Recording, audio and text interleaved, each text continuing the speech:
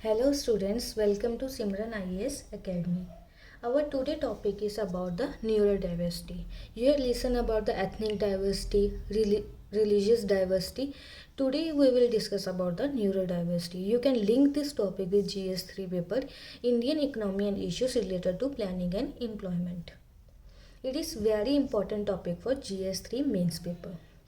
अब सबसे पहले न्यूरोडाइवर्सिटी होती क्या है. जैसे हार्वर्ड हेल्थ पब्लिशिंग ने न्यूरोडाइवर्सिटी को कैसे डिफाइन किया है. एक नेशन में कैसे हर पर्सन कैसे अपने एक्सपीरियंस से कैसे अपने सराउंडिंग्स के साथ क्या करता है, इंटरेक्ट करता है. ठीक है. जैसे it is a notion that every person interacts and experiences their surroundings differently.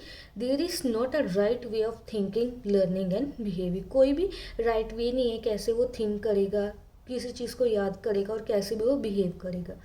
This differences should not be construed as defects. ये कोई डिफेक्ट्स नहीं है, वो खुद का रहता है कि वो कैसे अपनी सराउंडिंग्स के साथ क्या है, इंटरेक्ट कर रहा है. Neurodiversity in work place. अगर हम वर्क प्लेस में डिफाइन करना चाहें, हम कैसे डिफाइन करेंगे. People with neurodivergent conditions. Neurodivergent conditions में क्या आ जाता है, जैसे अटेंशन डेफिसिट आ गया, autism spectrum disorders, dyslexia, dyspraxia, dyscalculia, Asperger's disease आ गई. इन सभी को हम क्या है डिटेल में नीचे पढ़ेंगे. ठीक है. अभी ये न्यूज़ में क्यों था, क्योंकि हमने देखा कि कैसे हमारी कंट्री में क्या हो रहा है, डिस्क्रिमिनेशन हो रहा है एम्प्लॉयमेंट में, gender, ethnic and racist discriminations. Conditions that make difference from the normal person. कैसे जो न्यूरो डाइवर्जेंट पीपल होते हैं उनको कैसे कौन कौन सी कंडीशंस है जो कि नॉर्मल ह्यूमन से उसको डिफर करती हैं. सबसे पहले कौन सी आती है, ऑटिज़म. ऑटिज़म में क्या होता है, इसमें क्या होता है, जो पर्सन होता है वो अच्छे से कम्युनिकेट नहीं कर पाता और अपने रिलेशंस जो हैं वो दूसरों के साथ इतने बेहतरीन नहीं बना पाता. It is a mental disorder in which a person finds difficult to communicate or form relationship with the other persons. इसकी हम अगर साइंस देखें, जैसे सिंड्रोम्स होते हैं, वैसे अगर हम देखें तो क्या है, not responding to their name. वो रिस्पॉन्ड नहीं करेगा, कोई भी आई कॉन्टैक्ट को अवॉइड करेगा. Not smiling when you smile at them. जब हम उसकी तरफ देख के स्माइल करोगे वो नहीं स्माइल करेगा तो हम क्या बोलते हैं, उसको क्या प्रॉब्लम है, ऑटिज़म की प्रॉब्लम है. ठीक है. सेकंड क्या है, डिसलेक्सिया. डिसलेक्सिया क्या है, वो क्या है, डिफ़िकल्ट होता है उसको रीडिंग एंड स्पेलिंग साइंस. उसको रीड करने में या फिर के स्पेलिंग में उसको बहुत ज़्यादा क्या रहती है, कन्फ्यूज़न रहती है. ठीक है. इसकी साइंस क्या है, confusion over letters that look similar. जैसे कुछ लेटर्स ऐसे होते हैं जो कि बिल्कुल सिमिलर से दिखते हैं, जैसे 6 and 9. ठीक है. उसको उस पर क्या हो जाती है, कन्फ्यूज़न हो जाती है. सेकेंड क्या है, putting the letters in words. कैसे उसको वर्ड्स में लिखना वो नहीं कर पाता. थर्ड है, reading slowly and making errors when reading allowed. जब भी वो रीड करता है उसको क्या करता है, उसमें कुछ ना कुछ क्या हो जाते हैं, एरर्स हो जाते हैं. थर्ड हम पढ़ेंगे एस्पेजर सिंड्रोम. एस्पेजर सिंड्रोम भी क्या है, जैसे हमने ऑटिज़म पढ़ा वैसा ही होता है. इसमें भी क्या है, वो ज़्यादा मतलब रिलेशंस नहीं डेवलप कर पाता. ठीक है. ये भी क्या है, डेवलपमेंटल डिसऑर्डर है related to autism and characterize by awkwardness in social interactions, pedantry in speech and preoccupation of the narrow interest. बस इसके सिम्टम्स जो होते हैं वो जो जैसे हमने ऑटिज्म पढ़ा उससे क्या होते हैं, कम होते हैं. उसके बाद क्या आता है, डिसकैल्कुलिया. जैसे कैलकुलिया से ही तुम्हें मतलब थोड़ा सा आइडिया लगना चाहिए, कैलकुलेशन नहीं कर पाएगा. It is related to the mathematics. ये क्या है, ब्रेन डिसऑर्डर है जिसमें उसको डिफ़िकल्टीज किस में आती है, मैथ्स में. इन weakness in understanding the meaning of numbers. Second, difficulty applying mathematical principles to solve the problems. अब कुछ इसके फैक्ट्स क्या हैं. अभी रिसेंटली बहुत सारी रिपोर्ट्स आए थे, उसमें क्या बोला, जो हमारे इंडिया में 2 मिलियन पीपल्स हैं वो किससे सफ़र कर रहे हैं, neurological and developmental disorder thus autistic. एक डियोलाइट की स्टडी आई थी, उन्होंने क्या बोला, नियरली 20% ऑफ वर्ल्ड क्या है, न्यूरो डाइवर्स है. इन यूएस अगर हम यूएस की बात करें, 85% जो पीपल जो ऑटिज़म से सफ़र कर रहे हैं वो क्या है, अनएम्प्लॉयड है, as comparative to 4.2% of overall population. जैसे हमें पता चल ही रहा है कितना ज़्यादा उसमें क्या हो रहा है, डिस्क्रिमिनेशन हो रहा है, कितना क्या है वो अनएम्प्लॉयड है. ठीक है. हमें क्या चाहिए, उनको क्या प्रोवाइड करिए, एम्प्लॉयमेंट, उनको कोई भी डिस्क्रिमिनेशन ना करें।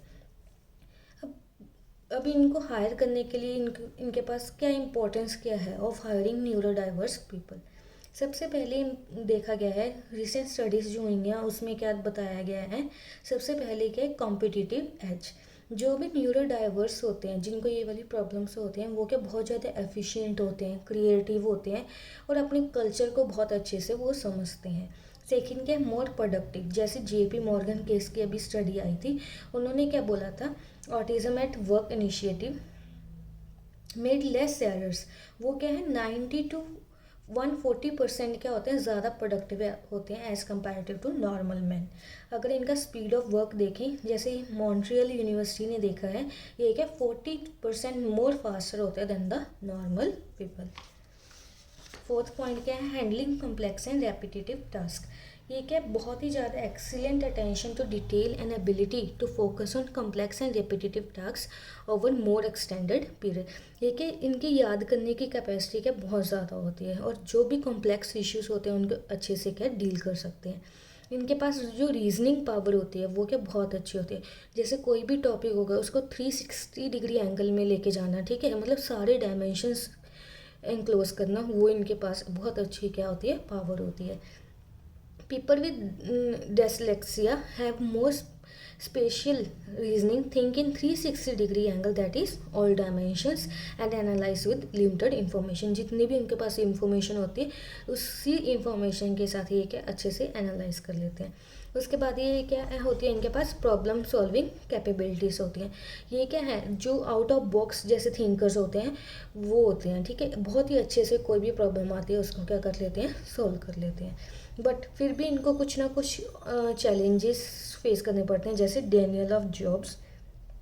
जैसे कोई भी जॉब है, ठीक है, उसमें क्या है, अगर ये लोग जाएंगे तो सभी लोग क्या है डिफरेंटली रिएक्ट करेंगे इन लोगों को, as they react to situations differently. क्यों रिएक्ट करते हैं लोग, क्योंकि जो भी सिचुएशन आती है उसको ये डिफरेंटली क्या करते हैं, रिएक्ट करते हैं। सेकंड क्या है, लैक ऑफ अवेयरनेस। लोगों में ही अवेयरनेस नहीं है कि अगर ऐसे मतलब हमारी जॉब में या फिर वर्क कल्चर में ऐसे लोग आ जाएं तो उनके साथ कैसे डील करना है, कैसे उसको अकोमोडेट करना है, ठीक है। थर्ड क्या, डिस्क्रिमिनेशन एट एम्प्लॉयमेंट।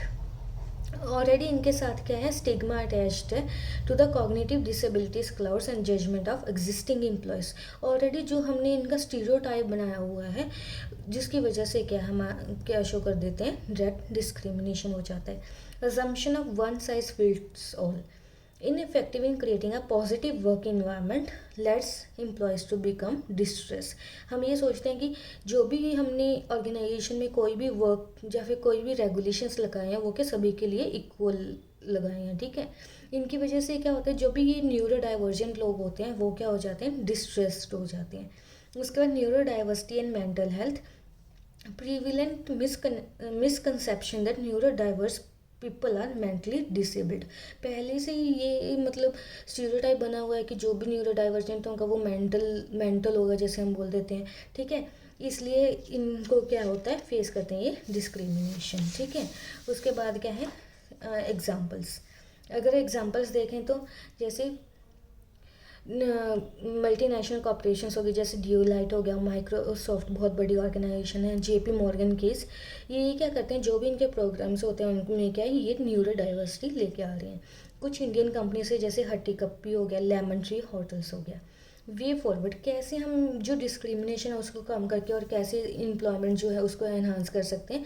सबसे पहला क्या है, creating neuro divergent friendly office, ताकि वो ऑफिस में आए कोई भी के साथ क्या डिस्क्रिमिनेशन ना हो।